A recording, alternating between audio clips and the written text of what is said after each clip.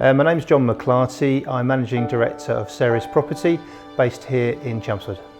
The business was set up nearly 3 years ago now under the banner of Ceres Rural, and we're also now part of the journey of the new business with Ceres Property. And we sit as a wider business group called Ceres Group now, and we're involved with rural farming and agronomy right through to land planning, development and real estate, where we're selling farms and estates across East Anglia and the wider countryside. It's a great story. I was actually a governor at Writtle University College, and one of the governors there was working with Andy, and he was training actually, I think, for the Olympics as a paddle rower, where they I think they kneel and they paddle along.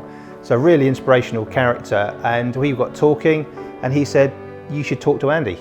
He's given me some great advice and leadership over the last couple of years. So we sat down. The chat was dreadful. The reality was he told me things I didn't want to hear, and that was positive. And I came away and I thought about it for 2 or 3 weeks, and I thought, he's just told me things I don't want to hear, and I know what I'm doing. But then I thought about it, took some breathing space, and actually as a result of that, I thought I need to get involved with Andy. It's been very commercial advice, that we're not dealing with sort of Google bouncing around the room and beanbag world. We're dealing with very commercial, professional advice and business coaching, looking at the opportunities for the business, and really where he can develop our individual team players as well. We've got a number of young partners in the business, and we're about to start a training program over the next 2 or 3 weeks, and actually into the summer, where Andy will be coming in and doing some day coaching with some of our senior people. I've got a great working relationship with Andy. He's not quite 24/7 on the phone, but he could be, and it's the sort of person that you, in life you want to hang around with. The story of drains and radiators. Where do you want to stand in life? Next to a drain or next to a radiator? And Andy is very much that radiator, that positive message that we have in business. And it works with my team as well. He's got a great working relationship with a number of my partners in the business, where they can pick up the phone and get some advice and ideas of how to run their bit of the business. We've used Andy in lots of different ways actually over the last few years, around coaching individually, working with one person in the business that's maybe stepping up to a partnership role, but also he's been working with the wider team, looking at how they look at the finances in the business, how they look at business development in the business, and different types of training. And over the last few years, it's been phenomenal, the growth in our business. 3 years ago, we were a startup, and we're now over 60 people in the business.